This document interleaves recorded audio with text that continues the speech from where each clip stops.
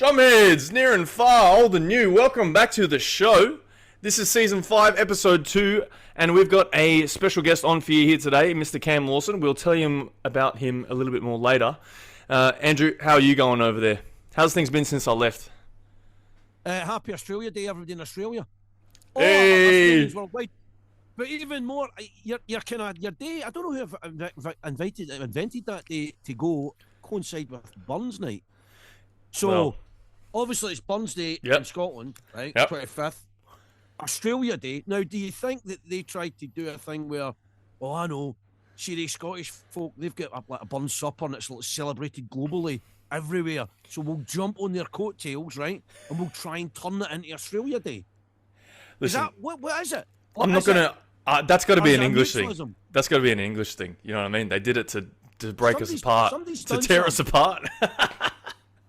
It's not. Do you know, I'm like, it's either A, genius marketing, right, or B, it's trying to like kind of jump on the bandwagon. I don't know Like, what. I know There must be a it's reason. rotten for you because you're going to have to really make a big decision which one you're going to celebrate. There isn't a decision there, Jason. Unfortunately, there's no decision there. It's not like let me think. Oh, what will I do? I'll celebrate Australia Day by eating Vegemite or something like that, and That's it. watching Naples or something. That's it.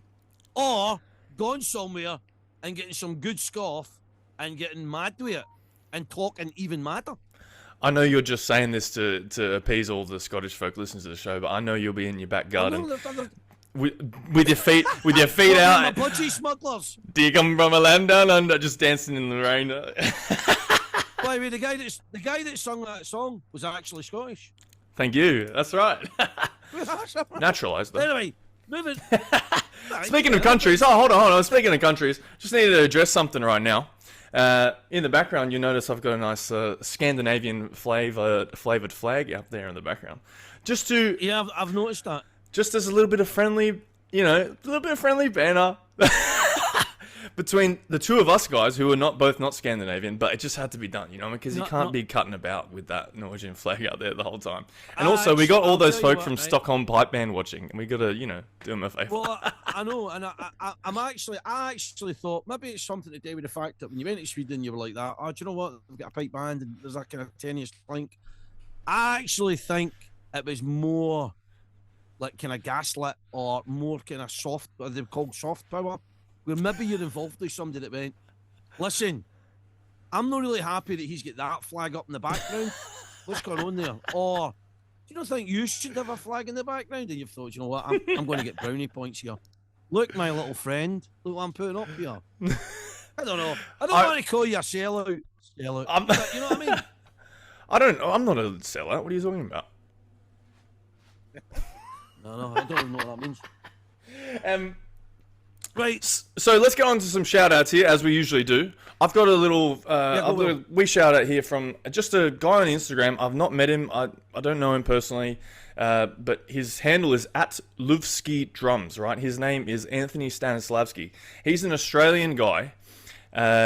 Used to play in the army bands here. And he's an expert with the brushes. He's a brushes expert. Oh, right. I bet deft. So I like that, by the way. So I'm going on a sort of journey. I've got to do an audition soon for something that I won't give up yet in case, it doesn't work out. But I'm trying to just get a bit more well-rounded with my playing. And brushes is one of those things that every drum kit guy thinks they can do. It's like the Balrone, you know what I mean? Everyone grabs the Balrone and they go, oh, I can give this a bit of a hit. Not a But canny. No, a canny. Really Exactly. So drum kit drummers all out there thinking, listen to me now, going, brushes, bass appears. No, it's not. And especially once you see someone who's actually a monster at it. So anyway, I'm having a chat with him tomorrow, and we'll see where I can go with that. There was another thing I wanted to bring up to you, and it was a man called Stephen Libby from The Traitors. A Scottish national hero. Oh, right. Right, listen, right. No, listen. I've got two things, right? So, him and his traitorous pal called Rachel.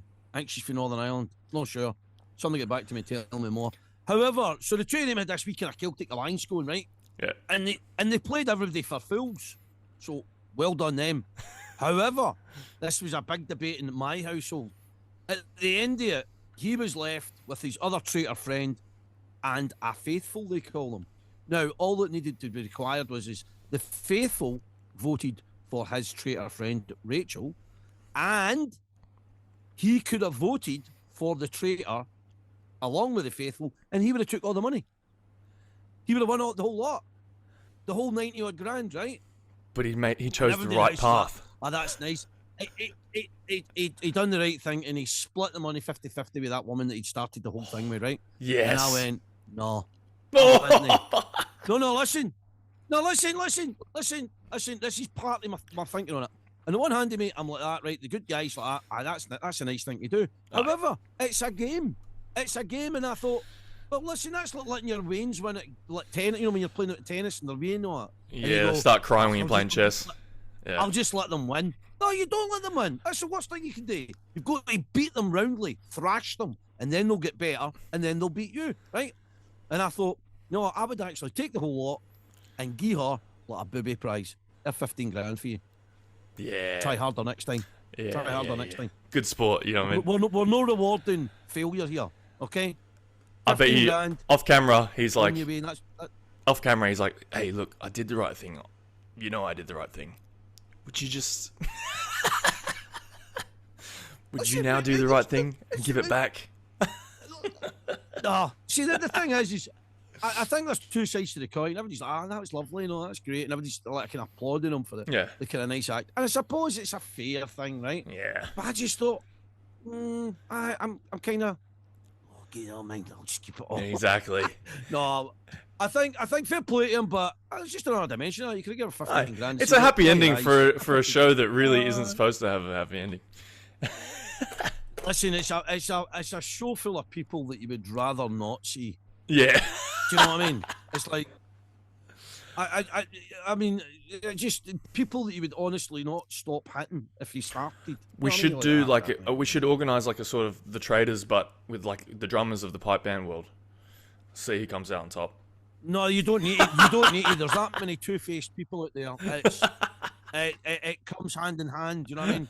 So like, we just know, pipe we band know folk. Two-faced person. We know a two-faced person that kept us waiting after she got a care package, right?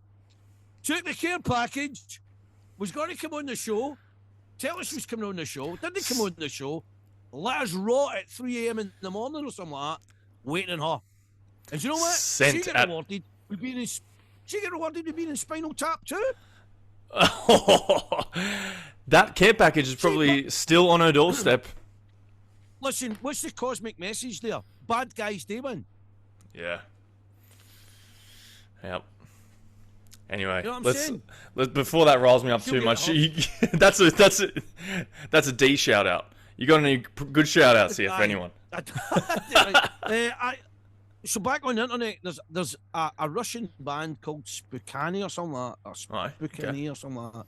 Don't know how to pronounce it, but they're kind of artistic singers, right? So it's like a group of women, and they've got these they look kind of like maybe like kind of Russian doll idea, but it's great. It's like kind of art graphic, art, visual art, but they sing like kind of a cappella kind of thing, and I think they're really good.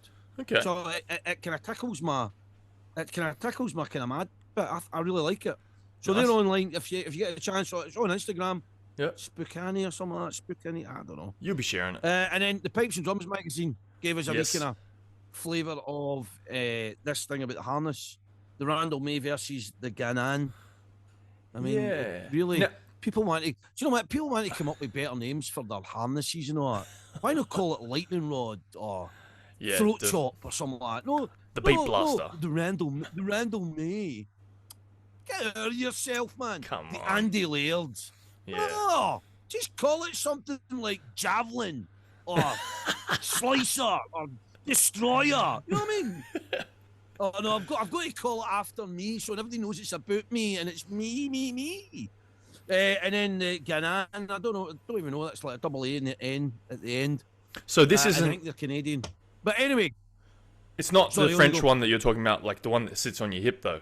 So it's still not there yet. No, it's not the French one. So the thing is because the article on Pipes and Drums magazine which I think's worth a kind of.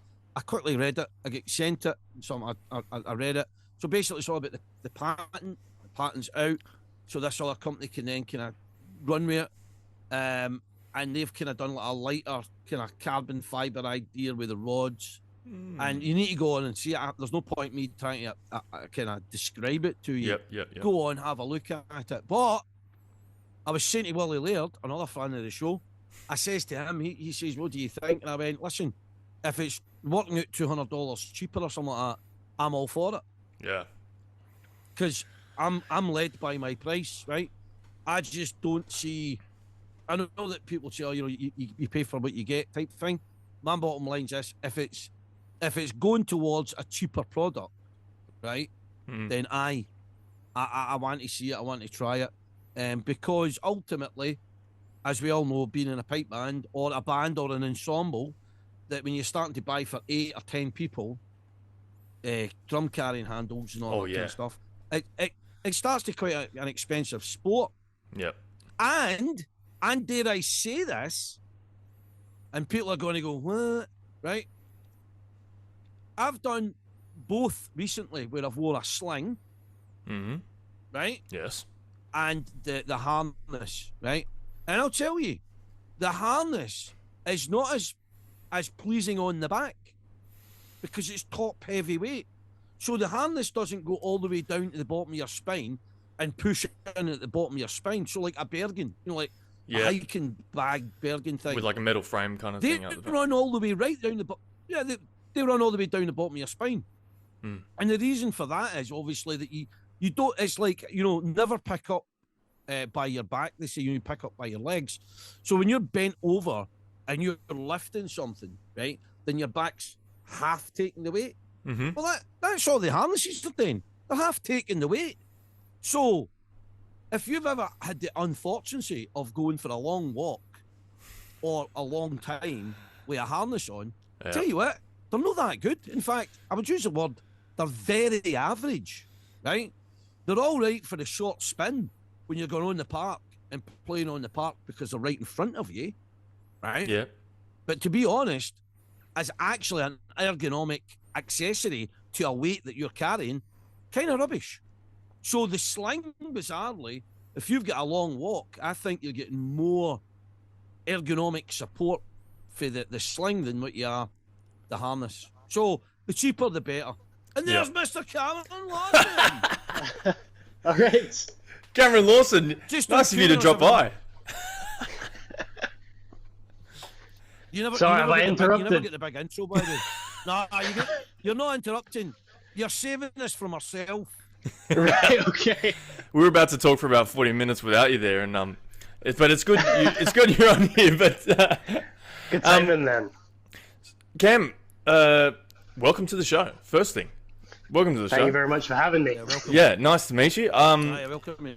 And last time we spoke to you, you were at what was that competition out at the Livy Invitational. The Livy Invitational. That's right. Yes. How you been since then? Not too bad. Just busy getting ready for this big event next weekend. Oh yes. So this big event, let's just get it out of the way. Let's just get away. the Masters Solo Drumming. That's what it's officially called, yeah?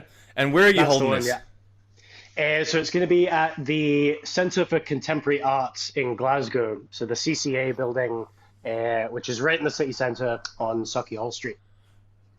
Brilliant. And are you the organiser? Good location. Nobody can say, oh, I never get there, you know what I mean? Is this your event, Cam? Is this your brainchild? Yeah. This is all me.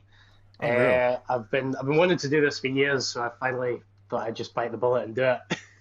Unreal. So this is the first one. This is the inaugural. Yeah. So it's inspired by, there was an event years ago run by Joe Noble and the Band Room, and it was it's one of these things that it was like a solo drumming contest that was recorded and it was put out as like a CD and a cassette tape and all of this carry on. And I've listened to it for years, and it just happened the once, as far as I'm aware. Yeah.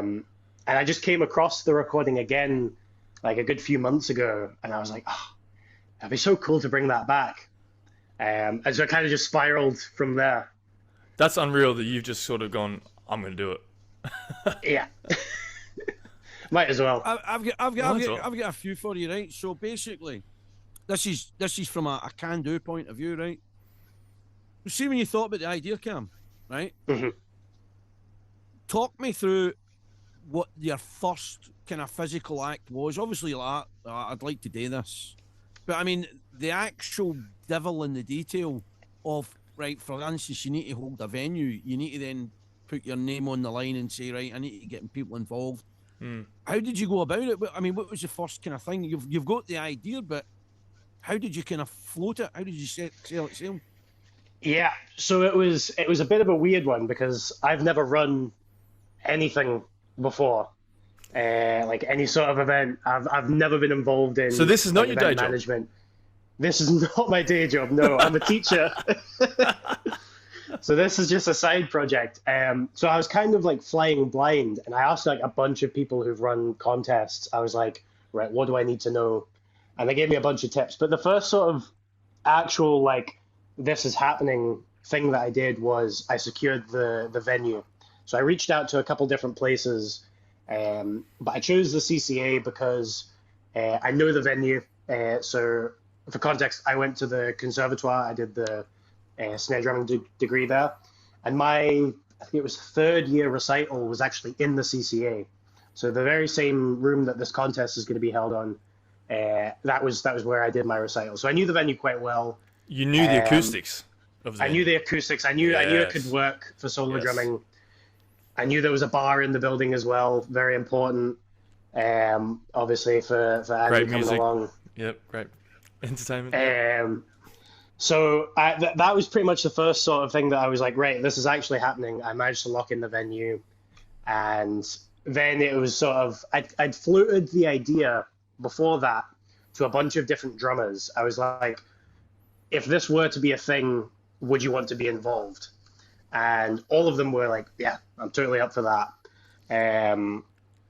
So that was kind of how it got started, and then it's just been sort of figuring it out along the way.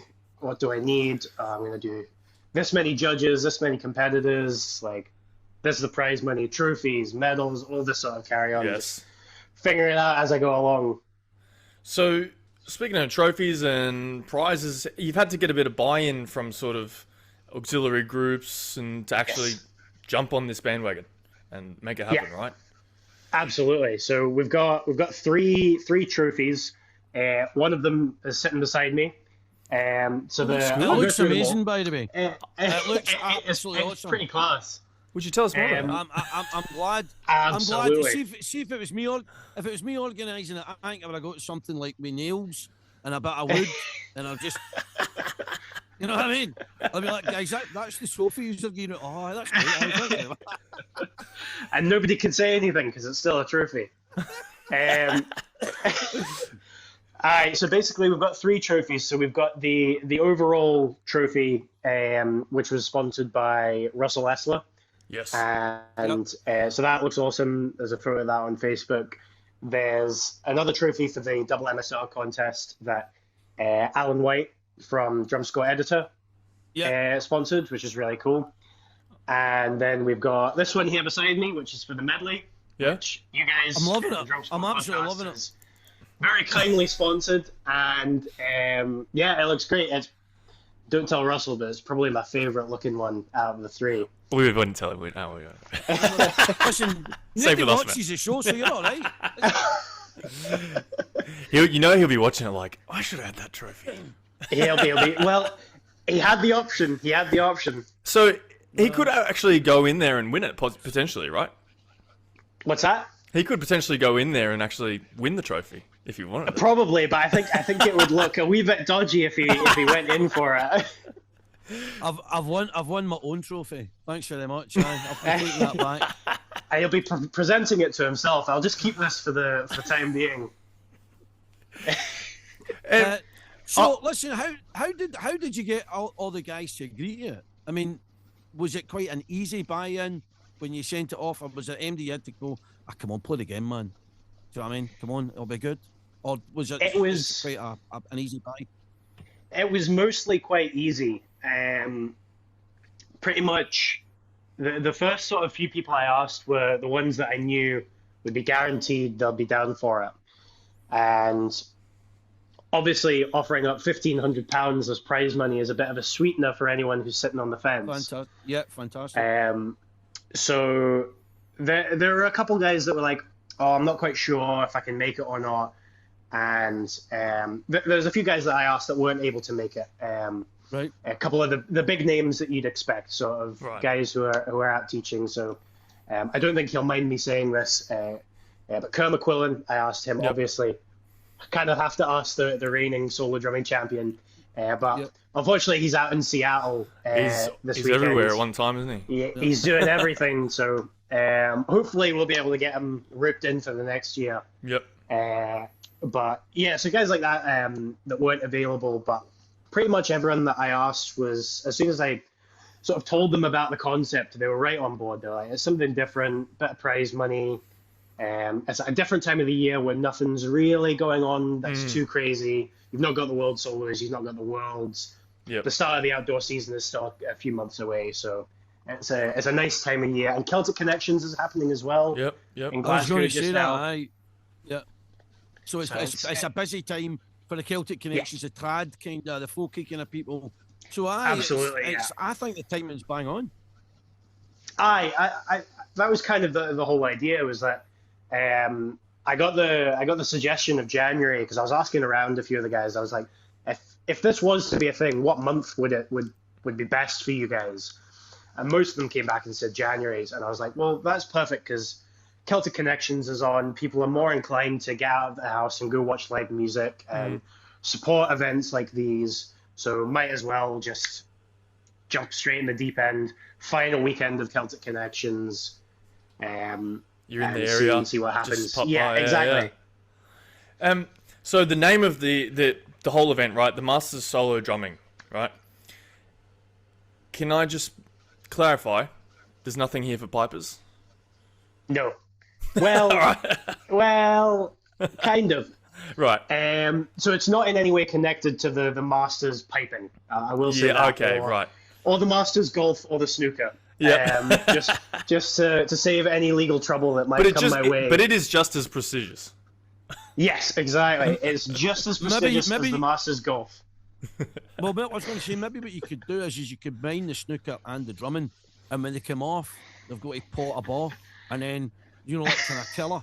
And everybody gets just one table, they get one shot, and then it's like killer. And then at the end of it, they win the Masters drumming and the Masters snooker or pool. Could you imagine Ronnie O'Sullivan trying to play a double MSR? I mean, it doesn't matter. He's that insane that he'd probably pull it off. He'd probably be able to do it, to be fair, actually. If I think about it, yeah. He'd probably be able to manage it. He'll be like, next time he'll be up there like, who's this guy? That's Ronnie O'Sullivan. Absolutely. But what I will say in terms of piping, we've got a really cool thing that's quite unique to the competition, is that the accompanying piper of whoever wins will get £200 cash. Oh yeah. Just as sort of an incentive, because this idea was actually born out of, it was the week of the World Solos last year, and everything's happening in Glasgow. You've got all the international drummers coming over. Everyone's getting the crack, and you're talking to all the pipers. You're in and out in the piping center, just chatting to everyone. And every single piper I came across was like, I'm really stressed about this. And I'd be like, why? And I understand why, because they basically explained that all of them pretty much said the same thing. Super high risk, zero reward. Yeah. Some of them that's true. will get like a wee fee from the piper, from the drummer, sorry. Or like a bottle of alcohol or something, like a bottle of gin or something as a thank you. But really, especially if you're playing for someone who's got a chance of making the adult final, you're playing in the semi-final, has to be good to make it through to the final. And then you've got to get up on stage and play another MSR and a double hornpipe and jig. It's a lot of pressure for really no reward other than the music. Yeah, and I think just as drummers, we just assume that pipers pipers just know it and have no problem with it, and they're not feeling anything and about the it. amount of pipers that have to learn specific tunes for the drummer. Like I get Andrew Bova pretty much pipes for me every time at the World Solos, and pretty much every time he has to learn at least one or two tunes, or relearn John McKechnie's Big Reel for the 6th year in a row because he's forgotten it each year. So we've got £200 what are you paying for the exactly. So we've got £200 for the piper who accompanies the winning drummer, just as sort of a bit of an incentive. Like, right, you've got to learn all these tunes because it is quite a few tunes as well. It's a double MSR, and you've got a medley. It's a big undertaking for pipers. John G was actually playing for 2 pipers at this event. I don't know how he's doing it, but he's gonna play 2. So he's playing a quadruple MSR and 2 medleys, and I can't even. So it's basically just like That's massive. He has a bit of motivation for you. To do it. And it's a team effort. Let's talk about adjudicators.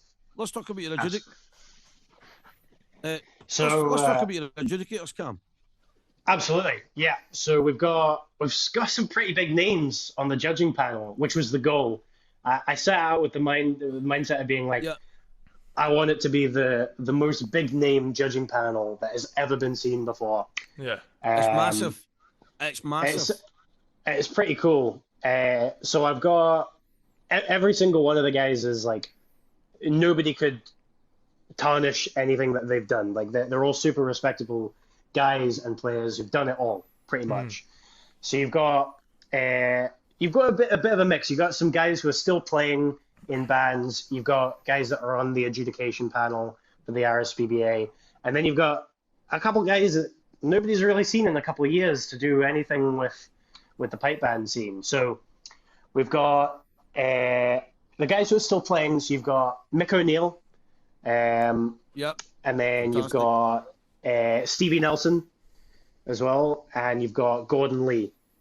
Those are 3 guys that are still playing in bands. And then you've got Arthur Cook, obviously is on the judging panel for the RSPBA, former world solo drumming champion, awesome, really, really great guy. And then the 2 sort of massive names that I was really, really happy to get was Eric Ward and Barry Wilson. Amazing. I was really surprised I was actually able to get them. That was see, when I seen that, I just went, wow. That's that is some board right there, man. It's brilliant. Absolutely brilliant. And do you know what? They were both right up for it as well. Nice. It didn't take any convincing. They were both like, sounds great. Let me know what I need to do. So I'm really looking forward to having them in next weekend, and mostly just so I can pick their brains about drumming stuff, but also so they can judge. I do a day job. My day job is sort of running events, right? And I have a feeling that on the day you might be a little bit of a nervous wreck. You're gonna have to take a second just to sort of appreciate what you've done here. You must be absolutely stoked to have got this point. I am really, really delighted, but I'm also equally stressed out my nut. For lack of a better term. We're pretty much there logistically. So it's just making sure that on the day it all sort of goes to plan. But yeah, really, really stoked about the judging panel. Yeah. 100%. So yeah, very, very happy how that's come off. Did you have any? Is there anybody externally that gave you kind of above and beyond support, or you found that you've had to do like kind of everything yourself as a central pivot? Do you know what I mean? Or is there anybody that you kind of said that they were kind of helpful to me, or has it just been pretty much all you and your own back? It's definitely not been just me. So the main sort of people who've given me a hand is one, my girlfriend, Rowan. Nice. She's been a massive help. Right. Pretty much every like graphic that you've seen on social media has been done by her. And we know that's not easy stuff. I tried it the first week of planning this, and let me tell you, the designs were not good. We know what you've done. The entire event. We know what you've done, and you've gone, that's easy. I can knock that out in a couple of minutes. Yeah. So she's been great. She's helped with a lot of the behind the scenes stuff. My parents have been a massive help. Nice. So my parents are actually the ones who've donated the prize money this year. Right, And this all basically came about from I was out for a pint with my parents when they were visiting last year. They were over for the Worlds, and we were out for a pint in Edinburgh. It was me, my parents, and my sister. And I was talking about how like I've had this idea for years, and my dad basically just like kind of said, "Do it, just do it." And I was like, where am I going to get the prize money from? And they very kindly offered. They were like, we'll help you get off the ground. That's brilliant, by the if way. this is something that you want to do. So very, very fortunate. None of this would have happened without them. So big shout out to the bank of mum and dad. That's fantastic. Huge. Yeah, no, that's fantastic. So, listen, you normally find that you can never do really anything. You know, everybody says, "Oh, I done it myself." Or, I started this multi-billion business with £5. You go, "There's £10, get it again." Can't get it. So, you know what I mean, everybody likes to say they've done it themselves, but in reality, there's always someone somewhere that actually, like an enabler, that goes, "Actually, I can do this for you." 100%.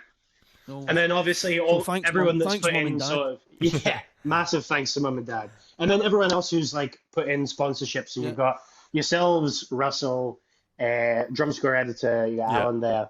The Big Rab Show has put in a sponsorship as well. He's helping cover the cost of some of the judging very kindly. And then you've got we're holding a raffle as well to help sort of raise funds so it's easier next year to put on the event again. So you've got Craig Muirhead, who's also going to be the MC for the event. He's put in a piping club membership for the raffle. Stephen McQuarrie, Stephen Crichton to put in prizes. Russell again put in prizes. Just everyone. It's been a massive team effort. Pipe band world just coming together. Just 100%. Put it in, making it happen. It really wouldn't happen without the community helping me make it happen. I've got just a little bit of a left field question. So obviously this is a sort of pipe band event, but with the name The Master Solo Drumming, have you thought about maybe bringing in other genres as well? When you say other taking genres, it worldwide, you know what I mean? Get a taking Swiss guy in, get an American guy in, some Chinese drumming. Listen, nah, I won't say anything. I won't say anything just now. What I will say is there are big things on the cards. I've got a sort of 5-year plan. Yes. But I won't say any more just now. I don't want to get this one and say done. anything that don't want to say anything that might get Don't me in jinx trouble it. or jinx it. I don't want to get ahead of myself. Jinx it. Well, we're in and out with you, so. No, don't jinx it. I think the good thing about it is it's been one of the things, like, I remember the CDs or the tapes. I think I had the audio tape cassette. And so I think it's a thing that it's been missed. And I think so. That's the great thing about it. It's almost like everybody's like, thank God that's coming back in some form. Do you know what I mean? It's coming back because it was missed. I mean, I know you've got the World Pipe Band, I know you've got the World Championships, but the Masters is something slightly different. It's got that different kind of tone to it, where it's more, the recognising of these are key people that should be heard and experienced. Although it's a competition, it's more a kind of massive, kind of deep appreciation of people's sterling effort, kind of thing, at their great work. And 100%. I think that's what's that's the thing about it. Yeah, and the whole way that I've approached this is, yes, it is a competition. Yes, people are being judged. But the way that I've approached it in terms of what they're required to do musically is this is more of a showcase of these are the best guys in what we do. Like, with the exception, obviously, there's a few people missing, but these are the best guys in in pipe band drumming. And this is an opportunity for people to come out and really see what they can do out with the confines of sort of the world solos or anything like that, where you have to play like one MSR and then a double horn pipe and jig. So a little bit more relaxed. You've got a double MSR. The tune's at 4 parts maximum, so you're not going to hear Donald Cameron and the Rant and Pretty Marion all over again. Like, you're going to get... I've got the tune lists on my phone.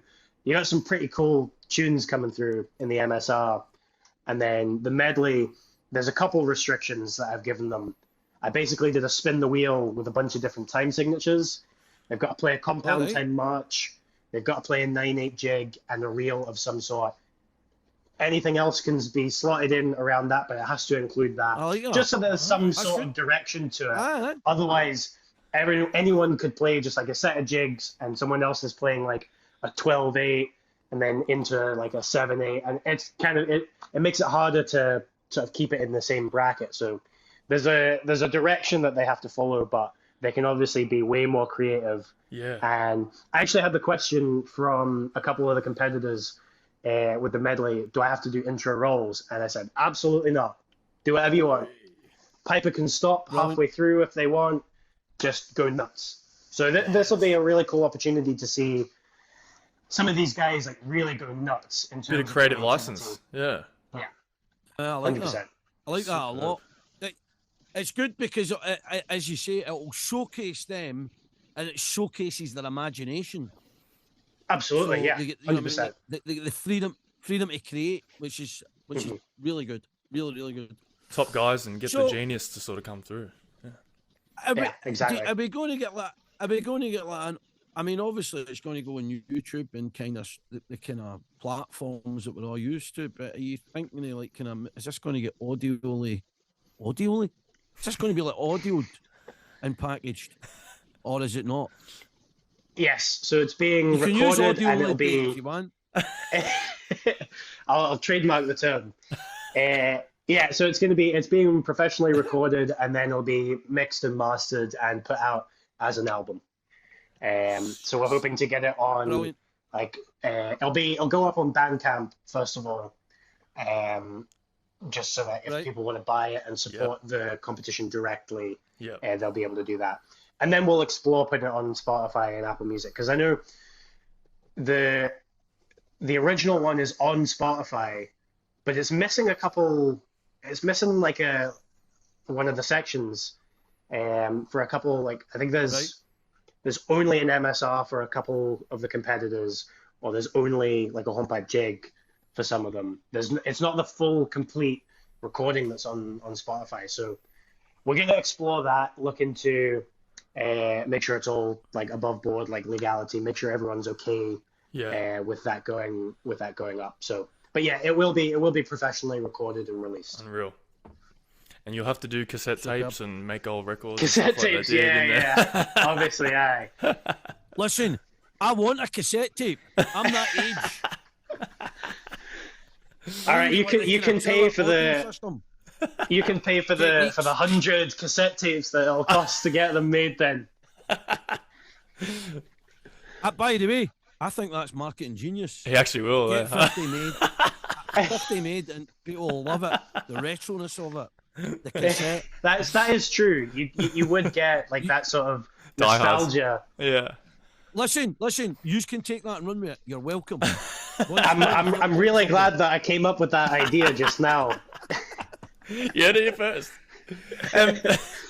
Cam, just before we sort of, it's great to hear about this. You must be super stoked. I'm super keen to hear what happens.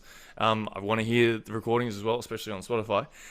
But yourself, I know you said before that you studied at the Conservatoire, but what more about yourself? Where do you come from, drum and background wise? Do you play with the band still? And yeah, so I'm originally from Brisbane, Australia. So I grew up there.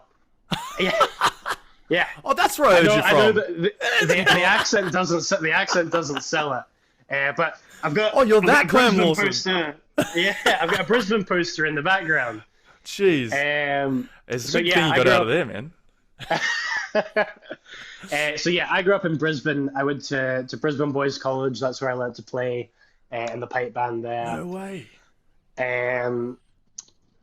When I was 17, I moved to Glasgow to play with Shots. First of all, I joined Shots under Andrew Lawson, who has come out of retirement actually to play at the Masters, which is really, really cool. And then to also study at the RCS to do the trad music degree there. Nice. So I did that, and then a few years ago I joined Inverary, and I'm still playing with Inverary, so been lucky enough to do some cool things with the band since joining in 2023, I think was when I joined. Wow. So yeah. For the good times. Yeah, definitely. Yeah. Well, what about, listen, see your wee students that you've got at the school? Can use them as like wee mini marshals for the gig? See, listen, guys, I've got a great idea. Just put on these t-shirts and you can marshal people about the place. Not a wee cheap workforce. You'll love it. Get in about it. Not. Wait, no filming. That sounds saving your costs. Saving your costs. That sounds suspiciously like child labour. I don't know. No, it's not. It's not. It's the way you do it, right? So you need to present it to the school and say, listen, I'm actually giving them this experience of a lifetime. Work experience, right? It's work experience. Plus and kids. they can use it. No, we call it life experience now, don't we? It's life experiences. So we'll get them to sweep and clean up. That'll be them understanding to work as a team. It's all about the team spirit. You don't have to be doing that stuff yourself, man. Yeah. That is true. That is true. And they've got wee fingers and all that, so it'll be better to clean and all that. It'll be easier for them. You get all the wee spaces. Treat this as like a brainstorming session, yeah? Yeah, absolutely. One thing that's just come to the front of my mind that I think is worth mentioning because it's never been done in drumming competitions before is the way that it's going to be judged. Please. So I don't know how familiar you are with how the Glenfiddich Piping Championships works in terms of the judging system there. So it's a points system. So what we're doing is it's inspired by the Glenfiddich, but slightly different. So for each event, for the double MSR and for the medley, first place will get 6 points, second place will get 5 points, third place will get 4 points, fourth to eighth place will get 0. Okay? Yep. So that'll be for both events. Then whoever has the most points at the end of the day wins the overall. So you might find that someone might get 2/3 and they might win the overall thing, depending on how it all works out. So it's totally different to anything that's been done before. Real nail biting, eh? Cam. Yeah. So it literally could be anything. I've got. We've discussed this in the show before, right? Now you know how in the gymnastics, right? They've got like a panel, and you get 5.2, 4.1, right? But this is the bit that we love the best, right? So at the gymnastics, they do their thing, right? And then they go and sit in a chair, and that's like the top of the row. So they come off, they've been marked first, they're at the top of the chair, right? But then the next competitor that comes on, right? If they get a better score, the one at the top chair, they have to move down one. And they get all raging and not looking on. And then they move down the chairs. But that's the entertainment. They've got to actually get up and move down one.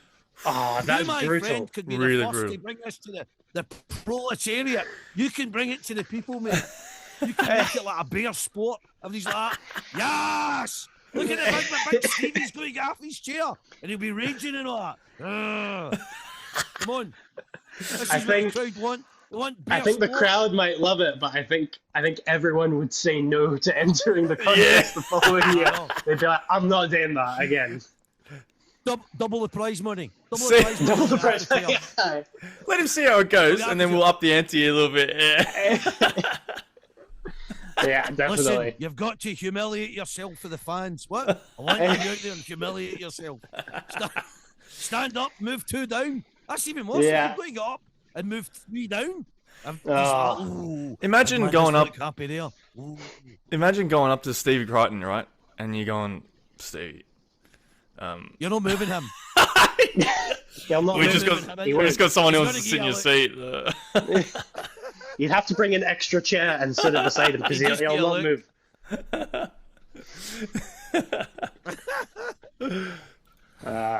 Oh. Well, just another dynamic. We don't know. You know, we don't know how this is going to go. A lot of public humiliation. All right, never hurt anyone. it's only kid on. It's only kid on. This is why me and Andrew are not running competitions ourselves. Yeah. We've got That's why we're not doing Cam, right. I think there's nothing left to say, but good luck to all the contestants. Good luck to yourself for just getting this to where it is now. It's going to happen next week. Yeah, it's fantastic. It was on the one day? Did you say I'll be there. Saturday? On Saturday the 31st, yeah. I will unfortunately I will not be be there there. with bells on. I'm really looking forward to this. This is probably genuinely one of the first things like this in the Livy Invitational, right? And I was a bit late for the Livy Invitational, which I need a punch in the face for, because he did tell me, and you need to be early, not I wasn't. But this, I'm definitely mega looking forward to. I think I was looking at the timings. I think the first guy's up at what, back at 10 or nearly 11 o'clock. Is that right? 11 o'clock, yeah, is the first. putting you in the spot, yeah. Stephen McQuarrie, So first on 11 o'clock. Right, brilliant. So I'll be there, and I'm really looking forward to it, man. And I really wish you a massive success with this. MD that doesn't go, right? MD that doesn't go to this and lives in the area, can he call herself a drummer? They can't. I mean, it's like this is specifically put on for MD that's kind of half-arsed interested in a bit of drumming. You're like, this is one for you, just for you guys. Go there and watch it. So I'm really looking forward to it, and I'll get a wee chat with you when we're done there. Yeah, absolutely. Are you bringing the drumstick mic? You'll have to. I will do. You'll have to. Excellent. I've got to. I hope You have I to. can maybe Has to be capture done. some people when they come off. You know what I mean? But Yeah. I'm really. It's what I do. I'm a victim to my own success. I don't think Cam's asking you. He's telling you there. I think I'm telling you that you're going to have to bring it. Right. You've actually been. I'll bring it. I will bring it. The thing is what drumstick do I use? Do you know what I mean? Ooh, Do I need to well, change drumsticks you've- depending who I want to speak to? You might need to take him on. You might have to actually. Maybe just a neutral, Big neutral man. drumstick. I think I use like something like one of the big Vic Firth ones. Get a Vic Firth, yeah. They're the best Get some microphones. get one of like the massive ones that Top Secret use or something like that. Grip with two hands. I actually think it is. I think it is one of the Top Secret ones. But I was actually thinking maybe I should maybe get Timu to send me one. I'll come back the size of a pen. Aye. Right. Lovely speaking to you, Cam. Thanks for turning up my Sunday morning, right? I appreciate it. Thanks very No, much. absolutely. Thanks very much for having me on, guys. It's been Legend, a mate. good laugh. Cheers, Cam.